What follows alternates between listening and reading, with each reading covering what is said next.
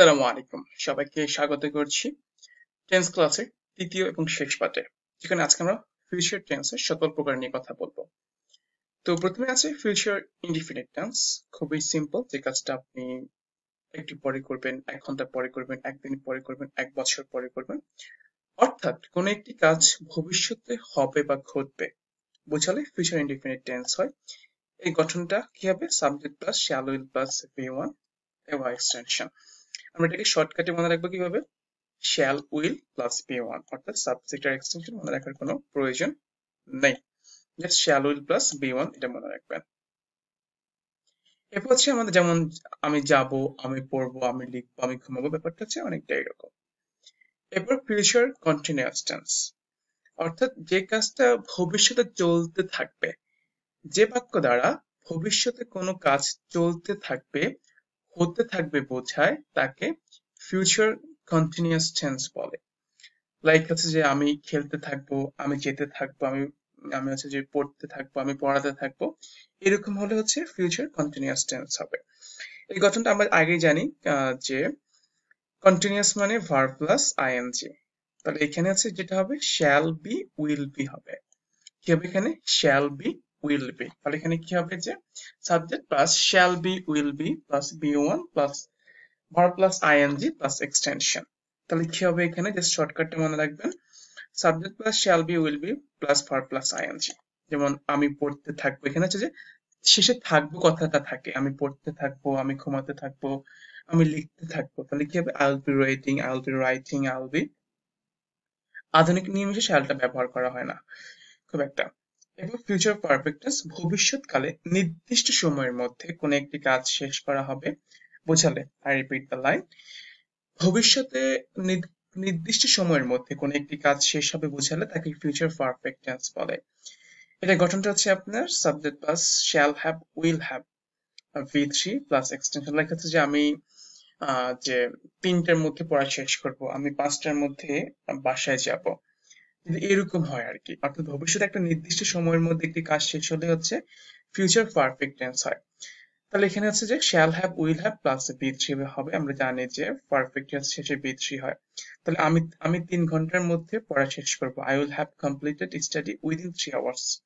কি হয় এখানে? উইদিন মানে মধ্যে। তাহলে কি হচ্ছে? আমি 3টার মধ্যে পড়া শেষ করব, I will have completed study within 3 hours. এরপর দেখেন কি আছে, ফিউচার পারফেক্ট কন্টিনিউয়াস টেন্স।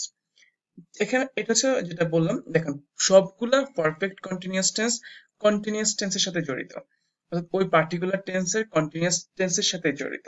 এখানে হচ্ছে আপনার এই যে যে ভবিষ্যতে কোন একটি কাজ চলতে থাকবে, আমি পড়তে থাকবো, আমি ঘুমাতে থাকবো, আমি হচ্ছে যে খেলতে থাকবো, পারফেক্ট কন্টিনিউয়াস টেন্স যেটা হয় সময়টা যুক্ত হয়। তাহলে এখানে কি হবে? দেখেন, যেই টেন্স দ্বারা ভবিষ্যতে কোনো একটি কাজ নির্দিষ্ট সময় ধরে চলে শেষ হয়ে যাবে, তাকে ফিউচার পারফেক্ট কন্টিনিউয়াস টেন্স বলে। Subject plus shall have been, এখানে হবে এর গঠনটা হচ্ছে subject plus shall have been will have been verb plus ING. এরপর হচ্ছে এখানে সিন্স পর হবে, সিন্স এবং পর ব্যবহার করা হয়। আমরা জানি সিন্স পর ব্যবহার করা হয় নির্দিষ্ট সংখ্যা থাকলে, সিন্স সময় যে সংখ্যা না থাকলে আর কি, সকাল থেকে বিকাল থেকে হচ্ছে যে এমনটা হলে হচ্ছে যে সিন্স ব্যবহার করা হয়। তাহলে এখানে কি হচ্ছে দেখেন, structure subject plus shall have been will have been verb plus ING since বা পর প্লাস এক্সটেনশন। আমি 1 ঘন্টা ধরে কবিতা আবৃত্তি করতে থাকবো, I will have been reciting poem for 1 hour. আমি 1 ঘন্টা ধরে পড়তে থাকবো, I will be reading for 1 hour. আমি সকাল থেকে খেলতে থাকবো, I will have been playing cricket since morning. অর্থাৎ হচ্ছে যে সংখ্যা থাকলে হচ্ছে যে আমরা পর ব্যবহার করব, আর সংখ্যা না থাকলে সকাল বিকাল দুপুর হচ্ছে থাকলে আমরা সিন্স ব্যবহার করব। আমাদের একটু সহজে মনে রাখতে পারেন কিভাবে?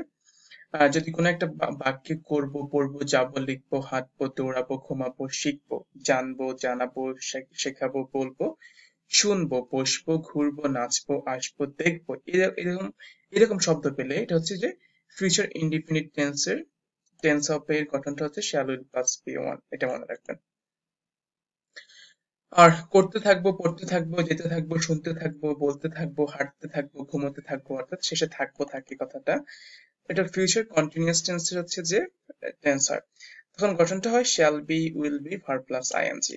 এরপর হচ্ছে যে তিনটার মধ্যে মানে একটা সময়ের মধ্যে বোঝায়, লিখবো, করবো, পড়বো, শিখবো, শিখবো, শেখাবো হলে হচ্ছে যে future perfect tense হয়, like shall have, will have plus be3।